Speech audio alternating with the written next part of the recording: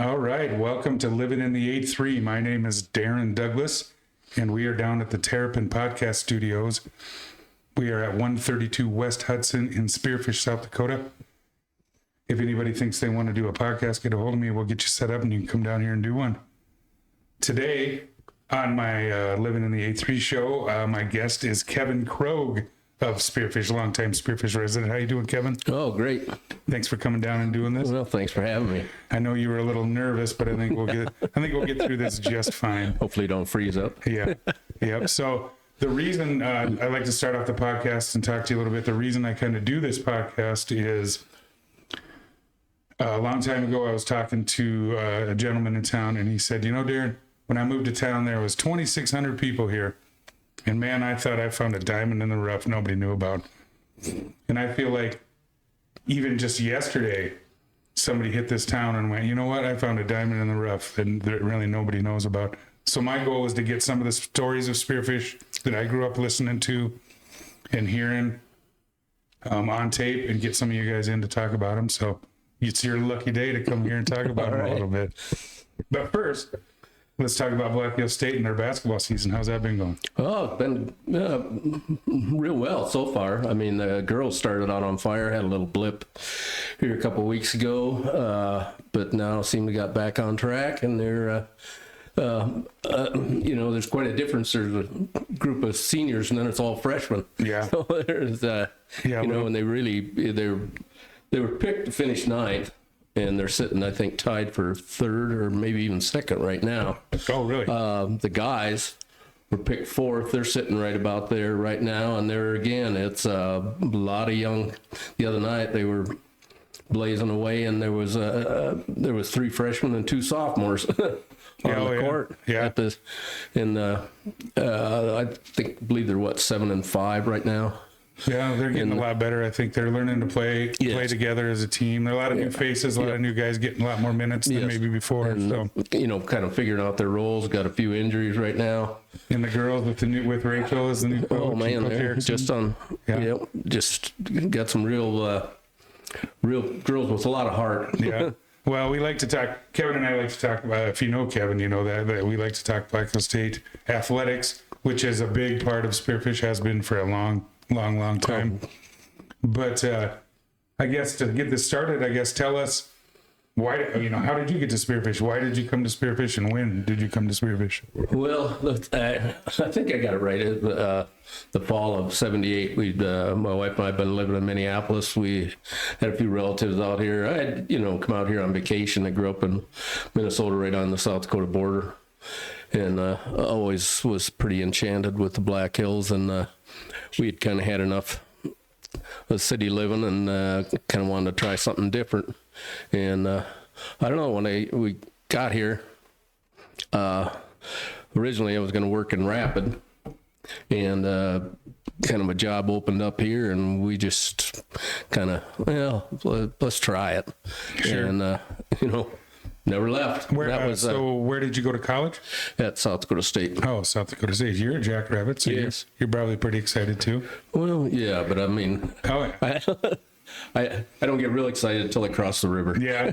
Well, you're the only one. Yeah. No, I'm just kidding. So then you came out here for work. What was your first job here? Then I went to work for the newspaper. Okay. And it was like in the fall, on my first official job, it was Swarm Day, so I took Swarm Day pictures. Oh, really? And then photographed a lot of the players at first football game I was here. What year was that? I think it was 78. 78, okay. In there. Kind of fell in love with there's two people on the staff at the Queen City Mail at that time. It was only weekly, but the sports writer named Joe Case, and I don't know if anybody remembers him, but he was everybody remembers Joe Case. I mean, he sports in this town. He was an encyclopedia for Black Hills sports, Spearfish sports, South Dakota sports, and then so it was real, to sit and talk to him. I have distinct memories of sitting in the dugout in Teener baseball And Joe's sitting in the dugout with us. Yeah, Covering the game and covering the... really came out of it. And then there's also Jane Carlstrom, I don't know, a real historian. She just passed away here within the last year. And she was a real historian. At the Queen. And she passed away here. I think she was 98. So it was fun to sit and talk with her because she had lived here all her life. And then, she'd talk about stories. So we'd go back and look them up in the paper in the archives.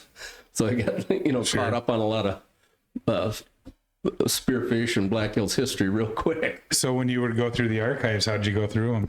Just flipping through the paper? Yeah, I'd pick out, a lot of times when I had time off, I'd go pick out a year. Yeah. And then just start paging through the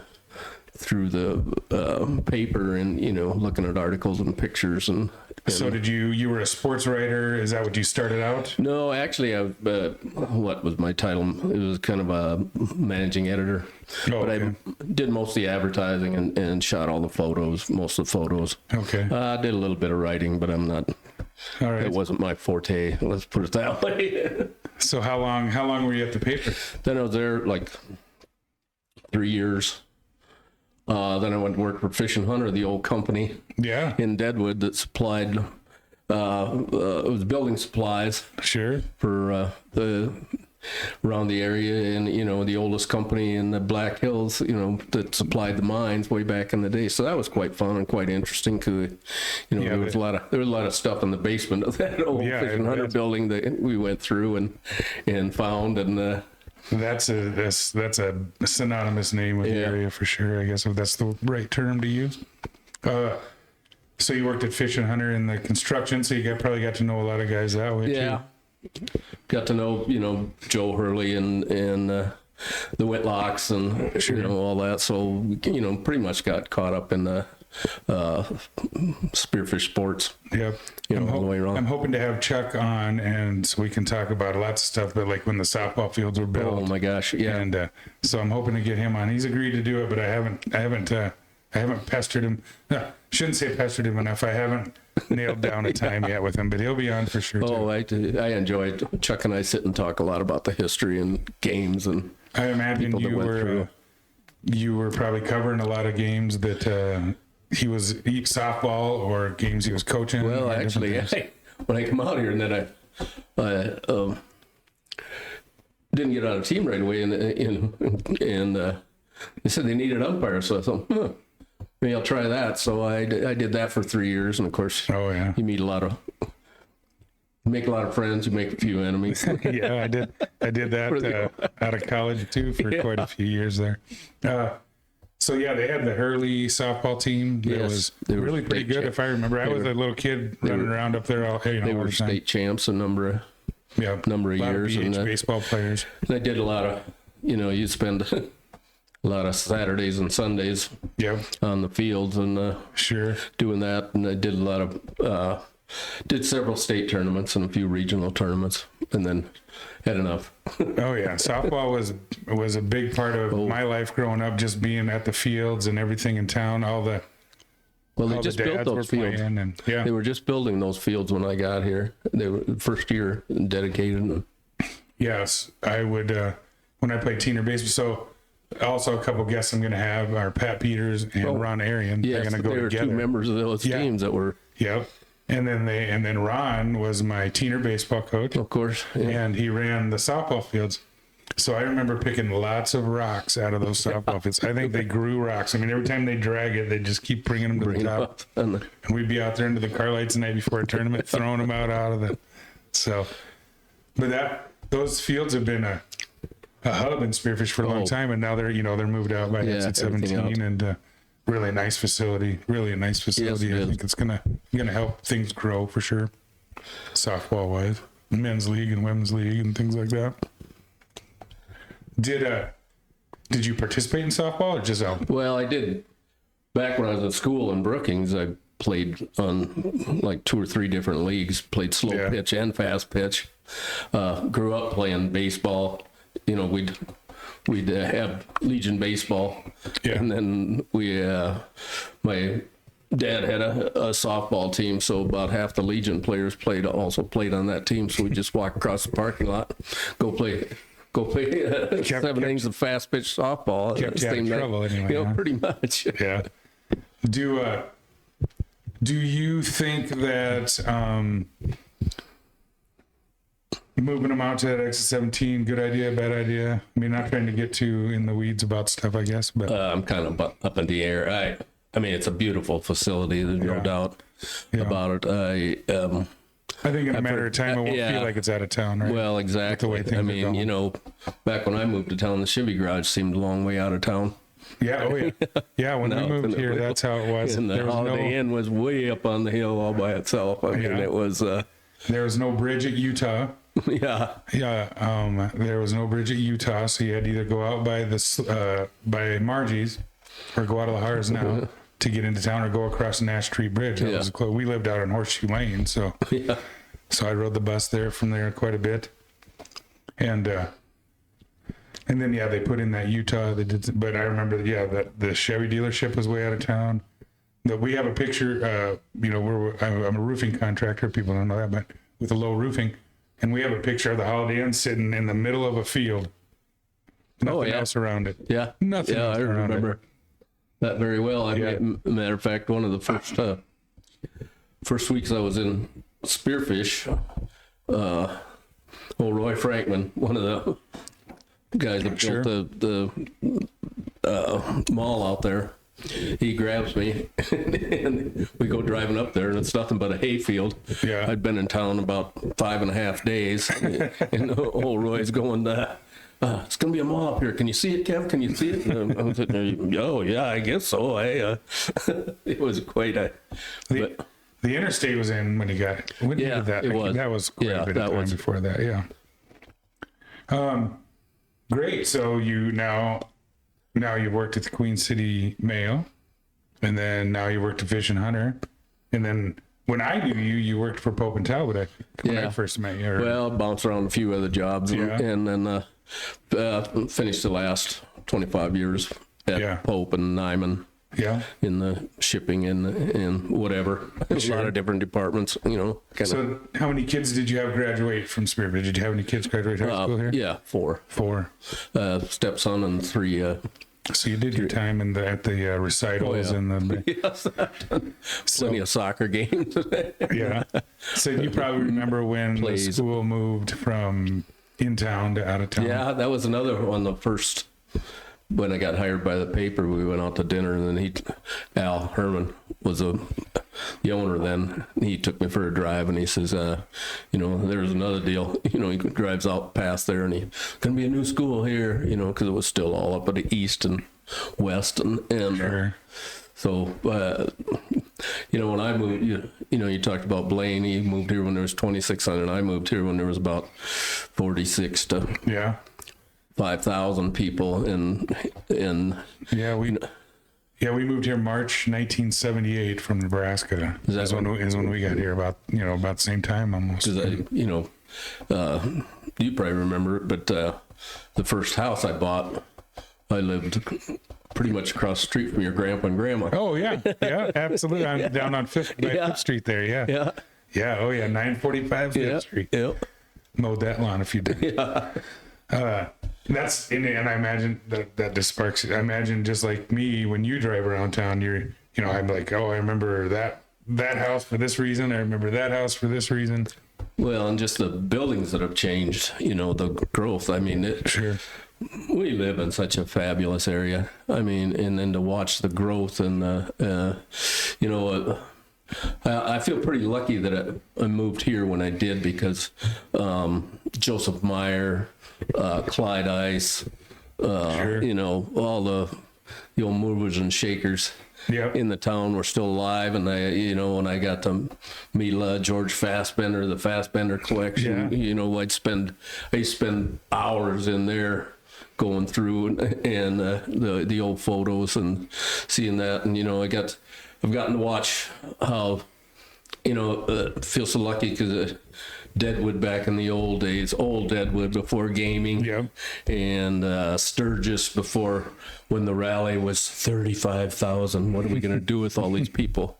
You know, and that's a weekend without the rally now around here. You know? And Belle Fourche was, you know, the cow town. You know, everybody had their niche. And they only did, you know, if it was 4th of July, well, that's Belle Fourche. We can't do anything here because there won't be anybody here. Yeah. You know, and how much everything has grown and just, you know, and the neat buildings and stuff we have and some of the growth, some of it I'm not too thrilled about, but for most of it, it's been very... change and growth is tough. Yeah. It hurts for a reason. Yeah. It hurts for a reason, that's for sure. So when I grew up at the top of 5th Street there, and my paper route included the Myers there on Meyer Avenue, and Mr. Fassbender. So I used to have to go collect from those guys. And boy, it was like getting a little history lesson from both of them whenever. Oh yeah. Boy, if they wanted to talk, I got sat down, and then I got. But it was all good stuff to hear. You know, I couldn't understand Joseph Meyer the best he all the still time. had a little German accent to it. But he was a super nice guy. And then all the actors that traveled, they all lived in those little houses there. Yeah, and they were all summer help. And another thing that I was talking to somebody about the other day, how fun it was at summer schools at Black Hill State, you know, being a teacher's college, used to be just a bustling little place because everybody had to come out and get recertified. So I'd meet a lot of friends there, old friends that were teaching and come out and do their month or whatever 6 weeks or 2 weeks or whatever they had to do. Yeah, that's I remember a lot of times that happened, and I'd be seeing as I was growing up, people that graduated that maybe were my student teachers, and then they'd be back in town, and you'd be like, what are you back? Well, I got to take classes, and I got to do. And then we would always be excited because being out in the hills and stuff, there would always be colleges that would come here to study. Oh, yes. So all of a sudden you'd see two bands that say like Lehigh University, and you're like, oh, Lehigh's in town. Or you'd see Kansas State University, or and they'd be up in the hills doing whatever they were doing. You know? Yeah, I don't know, for years, or not too many years, I bought the ice cream truck from Cheddar's. Oh, yeah. And I was out tooling around one night selling ice cream, and I was down in the park, and it was a college. I can't remember what they were from, but they were from out east, and they wanted to go downtown, but they had no transportation. So they all jumped in the ice cream truck. I took them down to one of the local establishments downtown. That's where we'd always go. If we knew they were working during the day, we'd know where to go looking at night to see if they're. But that was, and because of Black Hills and because of it being a teacher's college, like you said, I think that's a good point. It brings a lot of people to town, or it used to. It probably still does. Well, everybody does everything online now, you know. But you know, in the last couple of years, I'm so impressed with Black Hill State on what they do for summer camps. Yeah. You know, I mean, it's a few of them summers I thought, God, it's getting dead around here. And then now you go up there and there might be, you know, 1,000 kids on campus, not only in volleyball camps and basketball camps and football camps and track camps and whatever, but I mean, science camps, because the science department's gotten, you know, so great around here. And it's fun to see all that activity. Yeah, the dorms definitely are not empty in the summers, and then the CAF's working, and it's everybody's you know, staying busy, and it's fun having them kids around. And just think about how campus has changed. I mean, over the years and over the time. My first basketball games were in the old armory. Yeah, Cook Gym. Oh yeah, I learned to swim in the basement. Yeah, that was quite the deal. And then when we moved into that. The Young Center. Wow. Yeah. What an upgrade. That was my senior year in high school, 89, 90, somewhere in there. So that place opened up. Pretty much raised my kids in the Young Center. My weekend, we'd go up there. It was a great place. Yeah. You know, turn them loose, and they could, you know, they loved going up there or football games and stuff. So it was, it's been a lot of weekends up there. Oh, yeah. Yes, that was a great addition to town, especially right at that time. Oh my gosh, yeah. I mean, we still struggle for gym space and athletic space, but that's good, because if you're struggling for it, that means you're always, kids are involved and things are going on, and kids are far more active than they in tournaments. And we were playing Little League with blue jeans and, blue jeans on and well, not anymore. But I mean, you look at the team camps they have up here over the summer. I mean, my gosh, I think there's 120 teams or something like, around there. Yep, from all the different from recruiting, you got it. And it's not just recruiting for the athletes. There's plenty of kids coming to see, if they like the school, maybe for academics. A lot of those kids aren't going to play college sports, but they might get on campus and be like, hey, I wouldn't mind coming to college. Oh, yeah. And then with the, with the underground mine and stuff, the surf. Yeah. What a great place to, that's one of the reasons we did move out here. I love to ski. Yep. So, let's move out there and try it. When did you quit skiing? When was the last time? Well, when the kids started ditching me. After I taught them all to ski and they started snowboards and they started ditching me. And I thought, I could just... I guess I'll just go to the dark horse and have one, right? Yeah, we grew up, when we moved out here, my dad had never skied. We moved from Nebraska, Flatlanders. So him and my mom got into it and got us into it. And they paid the price physically learning at that age to keep us active. We would hit Deer Mountain every Friday and Saturday with a cooler full of lunch. And it was a cheap way to wear us out, pretty much. Yeah, pretty much. But it was a lot of fun. A lot of changes up in that part of the world too. Drive up the backside of Terry Peak the other day. And the lifts and just everything up there. So everything advances. And how about Spearfish High School when you got here? Who were the coaches and stuff at that time? Do you remember? Let's see. I think Danny Green had just. Let me think. I can't. It's way back. I know like Schmitty and Gutho and all those guys, but they weren't the first coaches. They were when I was around. They came in later. And I know Randy Duncan. Duncan was a basketball coach. Yeah. Danny Green was. I think he had just gotten out of it. Clark, was he the football coach? Yeah, Phil Clark. There you go. Yep, he was wasn't coaching anymore, but he was one of my teachers. And then Mr. Reedy. Coach Reedy. Yeah. After that. Did any of your kids play sports? A little bit. They played up through like junior high. The girls were all cheerleaders, and that Chase played a little football up until probably his freshman year. Sure. And he was little, and now if you'd see him, he has weights and stuff. He's a giant. I wish he'd been that size. Yeah. Yeah, back then, because I think it takes a few stuck it out. But my stepson Matt, he played up to about his freshman year too, and then now he's a teacher at the high school and does a lot of coaching, and he's a very good coach with both girls and guys in the 7th and 8th grade. He likes that.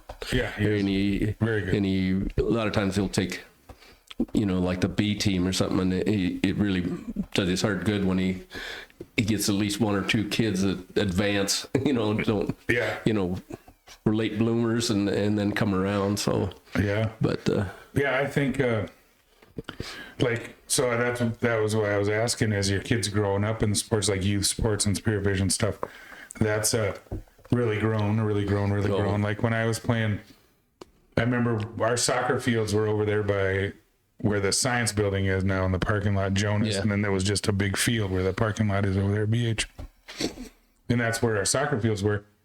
And I remember being at practice, and we're practicing, and the fire whistle went off.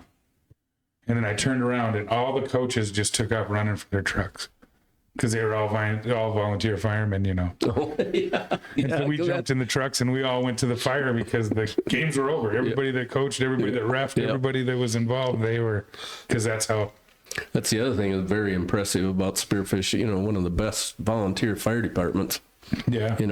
And those are the guys that were doing the volunteering and the coaching in the youth leagues, and those are the guys that were, But yeah, there used to be a robust Fireman's Brawl or Fireman's Ball. Yes. Thing. Yeah, I remember a few of those. Yeah. A few of them. Yeah. But yeah, that was one thing I always remembered about Spearfish. And then the fire trucks going around town raising money, you know, things like that. For nearly 50 years, Low Roofing Incorporated has been the trusted name in commercial roofing across western South Dakota and eastern Wyoming. Family owned and operated since 1975, they bring quality craftsmanship and reliable service to every project, big or small. From repairs to new installations, Low Roofing Incorporated covers it all. Protect your business with the experts who care and products that last. Call 1-800-658-4543. Low Roofing Incorporated, building a legacy of trust, one roof at a time. All right, Kevin. Well, we are going to do a little game that I like here called Do You Remember When? Okay. And Remember, I'm kind of old. I'm kind of losing. Yeah, well, I've got some things here to hopefully that will help you remember a little bit. So I'll bring up on the screen. The listeners at home will be able to see what we're looking at here on my computer. So give me one little second here. All right, and so I am on newspapers.com, and I did not know that you had worked at the newspaper before. I was doing a little bit of research here, so when I put your name in for Spearfish, and a lot came up because you're in a lot of things because you worked at the hopefully the good list. Yes, it's a good list. It's a good list. So the first one here that we'll look at. I'll turn that so you can see it. Can you see that all right? The first one here is Queen City Mail. This is October 11th, 1978. And it is a picture you took of, where is it at? Right there. You took this picture here of the canyon. It must be Off the Beaten Path. Kevin Krog. Photo by Kevin Krog. Huh. Can't really see it because it's black and white and whatnot. But that's the first one that comes up in our little search here. Is that a bridge? Yeah, it might have been. Yeah. Let's see. Let me go to the next one here. Let's go down. This is October 5th, 1977. Oh, then I got here in 77. Yep, there. Look at that. Look at that young man right there. Huh? Well, hey, how about that jacket? I wonder if I still got that in the closet. You do? Do you? You should. If you do, you should get it back. Kevin Krog named managing editor of the Queen City Mail. So this is the article about you being named the editor there. What else was in there? Bill Watkins takes over management of the Ben Franklin. Yeah, I remember Bill. Council supplements 77 budget by $20,000.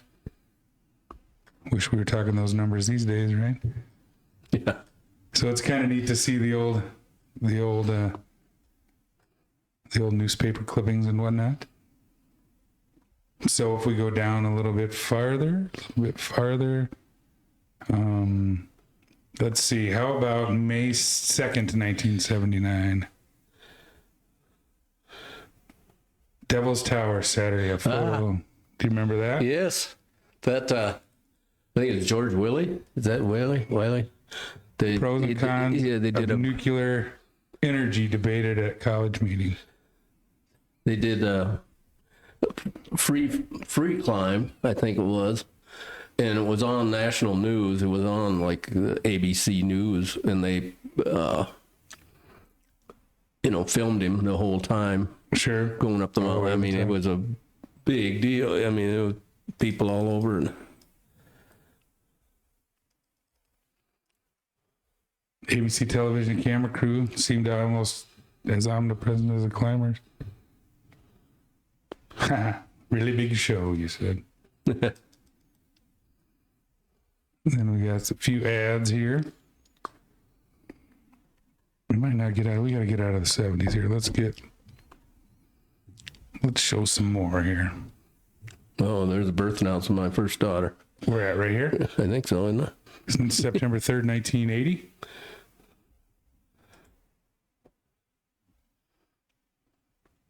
No. Oh yeah. Pretty cool.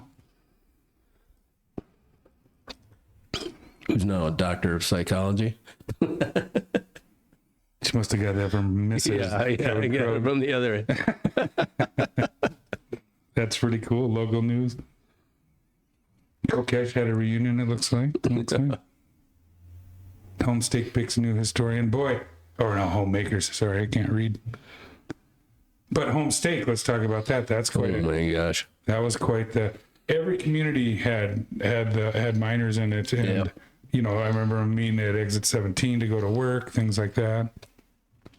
Yeah, when I moved here, it was pretty much you were either a logger, worked in the woods, or you were a miner, or you worked for Black Hills State. I mean, that was, it's Those pretty were much and they were till recently the biggest employers for years and years. Yeah. I mean, Black Hills State probably still is, and the Pope was the biggest in town for a long time, Yeah. right with Black Hills State.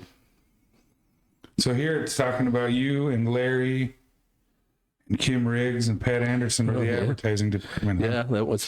That was my second stint. I'd gone off, and then I came back and started working for the paper again. Oh, really?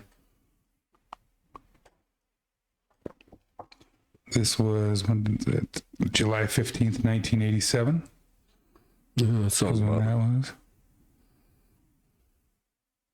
Oh no, that was later. Here's 82. What are we doing here?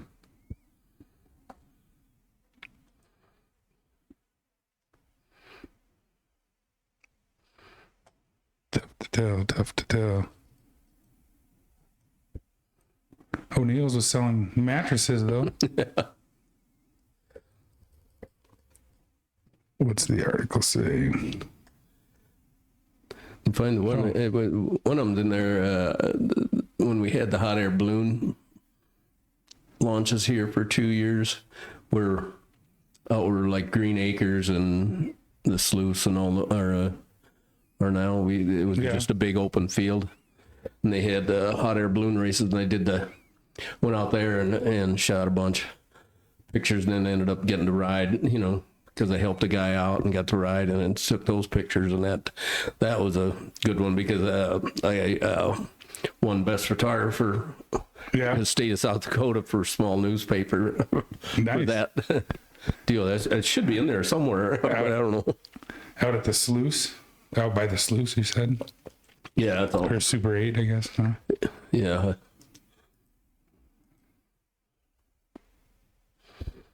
You guys got 7th in the center of the nation fishing tournament, looks like. Yeah, I used to do a lot of that You too. and Doug Hayes, 3.7 pounds. I was a netter. Woody caught them all. You beat out Larry Thomas and Roger Tillman using them. Way to go. And Wayne Fry. Anytime you can beat Wayne Fry out, that's probably one. Yeah, Right? it's kind of. Rick Geffrey, Joe Miller, Spearfish, $175. Kevin Morgan. It's just neat seeing all those old names and stuff. If I can go down a rabbit hole in here, and it gets. Yeah, really. You get into some. Here it looks like you might have been an insurance guy for Well, a it while, was huh? for a few years there too. A few years.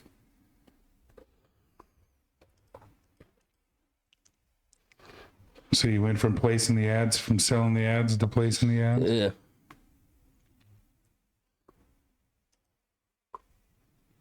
Do you ever miss your newspaper days? Oh yeah, sometimes. Did you like to write? Were you? No, Or were you more writing about wasn't just- I was more into the advertising and shooting photos and. Here's a sports January 11th, 1986. Pope and Talbot basketball scored 2 points. Way to work. Todd Carlson scored 7. Bob Crosby with 5. Randy Lewis with 3. Richie with 13. Yeah, Those had to be fun. Where'd you play those games at? Do you remember? the old East High School. Yep. Ran into the wall and. Winter. It says here winter classic racquetball. Remember the racquetball courts in town? Yeah, I never Weren't much of a Got into racquetball it. player. too much. Spearfish, we outmanned I'm guessing that's the new irrigators. Yeah, City League basketball played up there at East Elementary for years and years and years. Oh up there. yeah. And when I was in college, a friend of mine was running it, and we took off and went over on, I suppose, a Sunday whenever they were playing. And it was me and Jonathan Kemp. I don't know if you remember Jonathan. yeah. And Jonathan was running the league and stuff. He had the keys. And so we walk up to that back door to East Elementary there by the locker rooms. And we start walking up that little hill. It's really slippery. Yeah. Like, man, it is icy. And we get to the door and we go to open the door and it's kind of frozen a little bit. And we open it up and water comes rushing out. Oh. The pipes had broke over break. And we don't know how long. And there was water everywhere. It was a mess. Those old wood floors. This is a 5 years ago. Dr. Ronnie Tice was born in Yugoslavia and played semi-pro soccer in New York as a youth. Remember, Coach Tice was Mr. Soccer in this town forever and ever. I graduated with Eric, his son. Been named the managing editor. Oh, so that's 5 years ago. So this would have been in 82. They were going back 5 years. I liked when they did that. We have some things up in our office where low roofing is mentioned, like 25 years ago, we put the roof on the fire hall or something, and it was in an old, or in a paper. All right, we go on to A Trip into the Past by Kevin Krog. Remember writing that, baby? Is that the home stake fire? Mm-hmm. Well, let's see.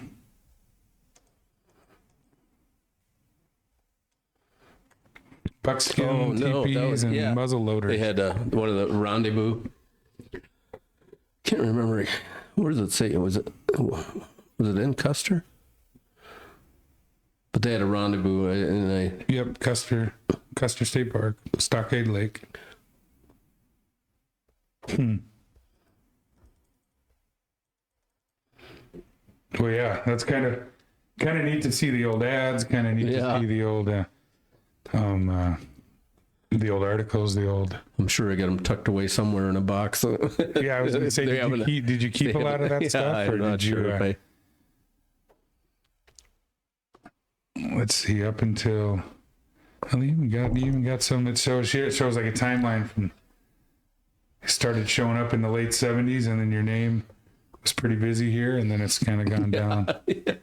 Gone down far. Kind of fell off the earth. Yeah, your arrest fell way down here, I guess. No. Yeah, pretty cool. That's cool. Let's see here. Let me go to here.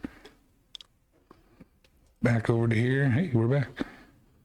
So yeah, it's kind of something I like to do, just to kind of maybe spark a little bit of memory or anything like that. Who are some of your? Give me some Black Hills State athletic things that kind of stick in your head, like things from back then, players, moments, stuff like that. I'll tell you what, there's so many. So lucky to hang out with some of them kids. Somebody always asks me, "How do you know all them kids?" And I said, "Well, don't you just talk to them?" Yeah. I mean, they're as scared of you as you are. Yeah. It's up to them. But I'm so lucky to do that. And like I said, worked for the newspaper. And then my wife at the time, when we moved out here, I believe she was the first office manager for the new sports information deal, Al Hall. Yep. So, we were real involved with the college right out of the chute, and then especially being, working for the paper and shooting photos and everything.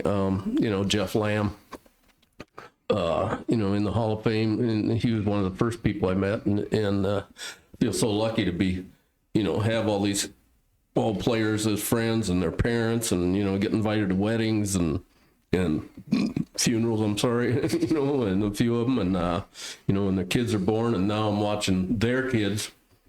Yeah, a lot of them, their kids playing, and some of their kids are getting, to that age. A couple of good memories of the football team when we went to NAIA, went to our first playoff game in Northwestern at Orange City. That was, that group of players. Probably the Will John and Potter and that group from 2009 Yeah, and 10. Luke Enos. They went to the Nationals 3 years in a row, almost 4. They almost made it as their freshman year, 2-point loss. And I went down twice. The first time they went down, they made it all the way to the Final Four, and just had a great time and great memories. Them and their parents. Then I missed the middle.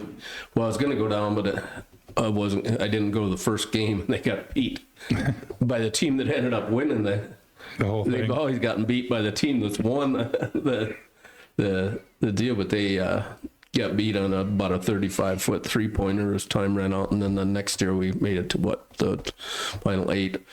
Those, and then the last couple of years with Joel Scott in Evansville, getting to go there and see D2, because I'd followed D2 while I was even starting in Brookings, back in those days, because they were D2. They were D2, Yes, and it was fun being in Evansville, and then you saw the flags. They were all hanging there, and I was going through, and I can remember the teams. I had different games that I watched when they started having them on TV, and that, so that was kind of nostalgic to go there. So that's been pretty good. And the transfer to D2 from NAIA was a big step, and you looked at those first couple of years, you think, oh man, did we make the right move? And then all of a sudden it all kind of, okay, we're up to snuff now. They had some good athletes and some good coaches at that time, and some good leadership to kind of really weather that. Yes, I feel now looking back on it, and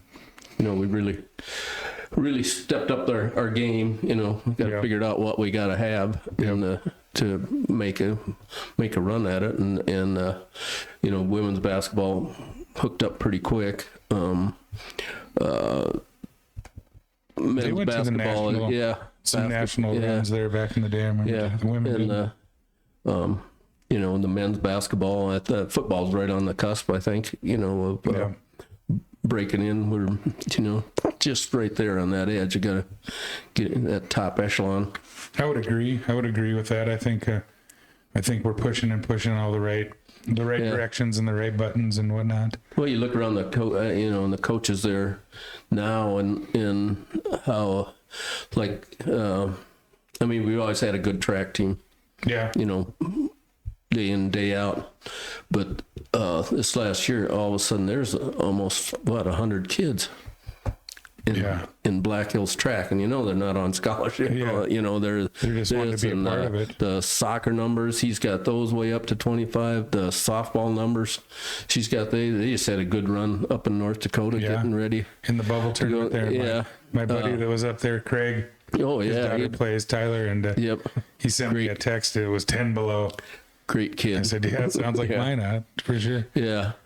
And the golf team, he's got like 13 kids in that. It's, I just really feel good about sports at Black Hills State. They really.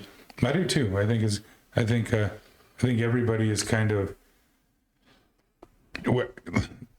moved on. I guess we've kind of rotated away from the new guys on the block to everybody's kind of we better start competing, or it's going to be a long haul, right? And everybody is really kind of at that point now where any given day in any sport.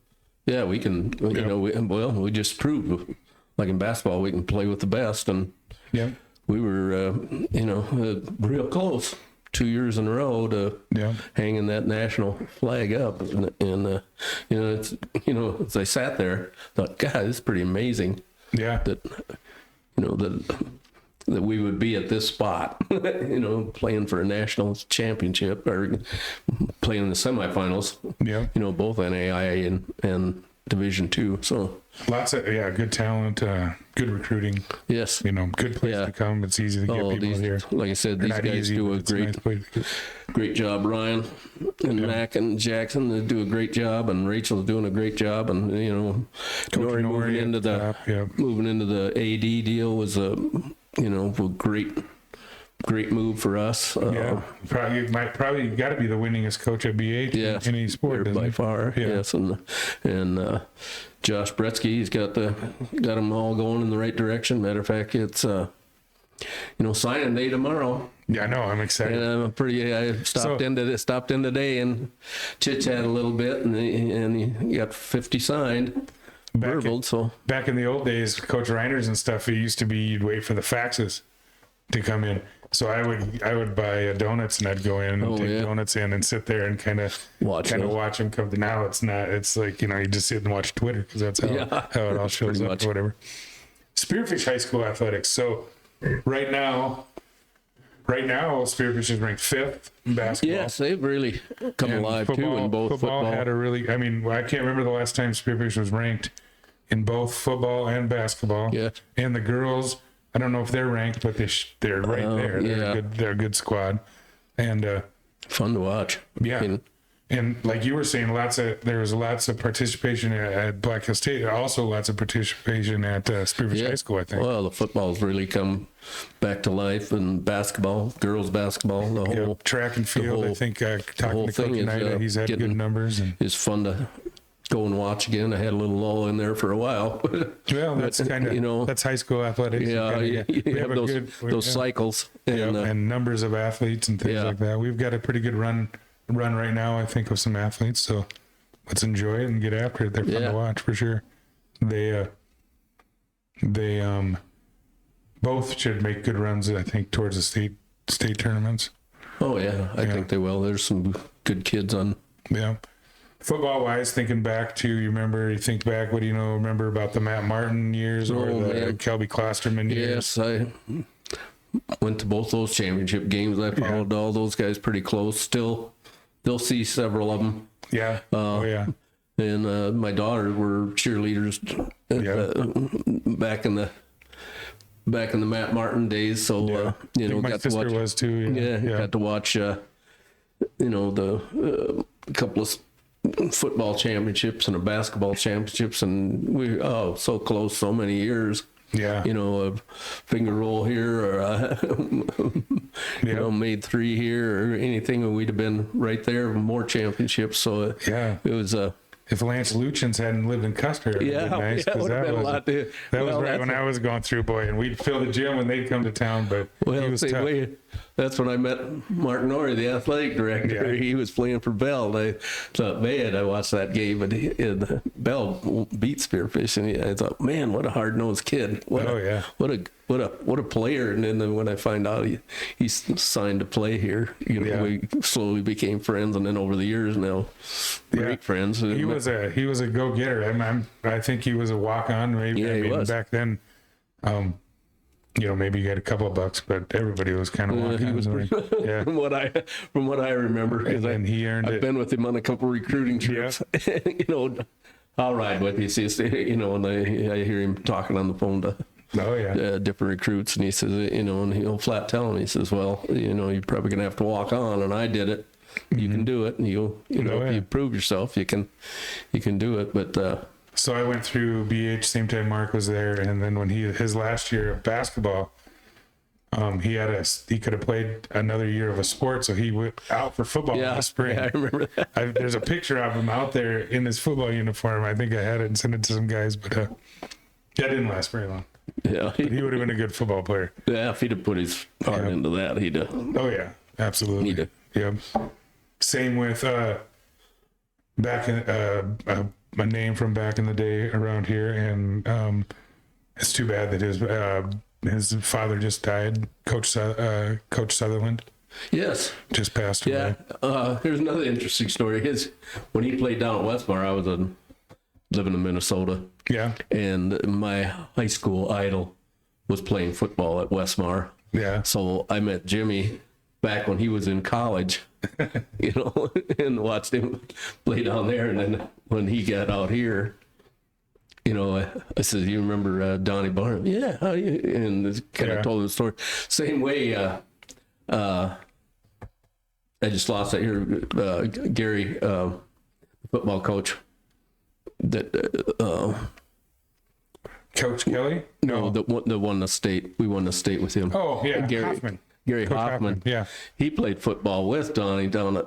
Oh really? Westmar. I never knew that. So I had watched him play in a number of games. So he gets out here and I start rattling off Small world. players that I knew and everything. Wow, that's pretty. You remember all that? I said, well, those are memory pegs when you're a kid. You know, Oh, you yeah. get to. Oh yeah, I remember with Jason. I grew up with his son Jason in town, and going up and playing dunk ball in front of Pangburn. That isn't there anymore, but Pangburn Hall, where they were the family that lived there. I can't remember what you call them. You know, dorm family, dorm director. Yeah. There we go. And I always thought it was so cool because Jason had his own dorm room. Yeah, really. I was like, man, Going to school. yeah. But what made me think of that was a guy that could have played football. You know, he played Division I basketball, but he could have played big time football too. And Matt Martin could have played he big could time have easily football. played that. So, enjoyed watching Matt go through his years and Yeah. everything. Love getting to see him every now and then when I'm in Sioux Falls or he's out here. So, Kelby still comes around. He's done done some nice things scholarship wise. I know he set up a Tip of the Spear scholarship at the high school that goes out to a number of athletes every year. So if anybody's out there and wants to donate to Spearfish High School, look up Tip of the Spear. It's a good program that Kelby Klasserman's put together. And just being it, so I've been able to fortunately been able to coach at the high school here for the last 10, 11, 12 years, and it's been fun to watch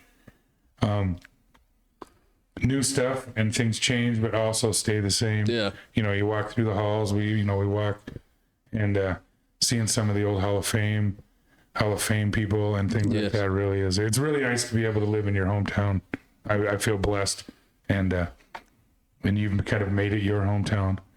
And, I'll probably be planted here. Yeah, and I think that's how it is with a lot of people. This is kind of a hometown feel to it once you get here. It really was. I mean, you just felt there was only one short moment that I really thought about moving back to Minneapolis, and it was a beautiful Sunday.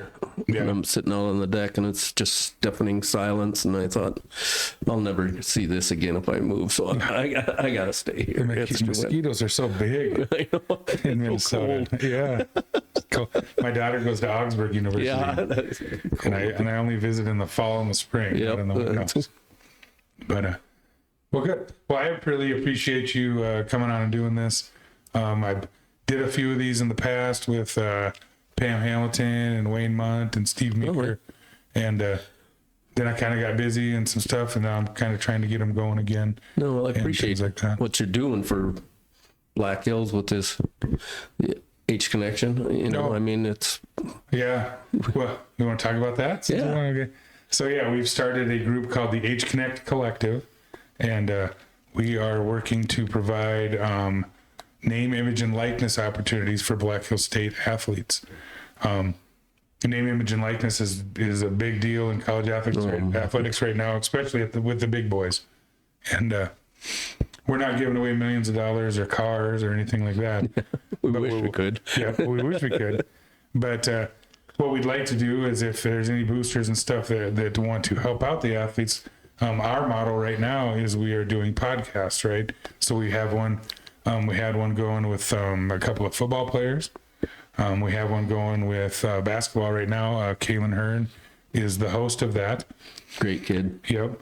And so Kalen, then he has his teammates on, and then those guys are able to make a little bit of money through the advertising on their podcast. So anybody that advertises on their podcast, it knows that the money is going directly to the athletes. And our goal isn't to, like I said, make them rich. Our goal isn't to have a bunch of money to attract kids here. Our goal is to help them put groceries in their fridge, Right. help them put gas in their car, help them get a plane ticket home. You are often driving kids back and forth to the airport, right? Yes. Maybe we can help with that situation somehow. But that's our goal, is to kind of help with the everyday things, help with the stuff that. So back in the day, the big running deal, like those big schools, like Nebraska or Oklahoma or whatever, a kid would get a job as a valet. at the country club where all the boosters were at, right? And then when they'd come to pick up their car, they'd shake his hand and there'd be $100 in there. Yeah. And so I'm trying to legitimize the $100 handshake. So that's all we ask is $100 a show, and then 85% of that money goes directly to the student athlete, and the other 15% helps grow the podcast and things like that.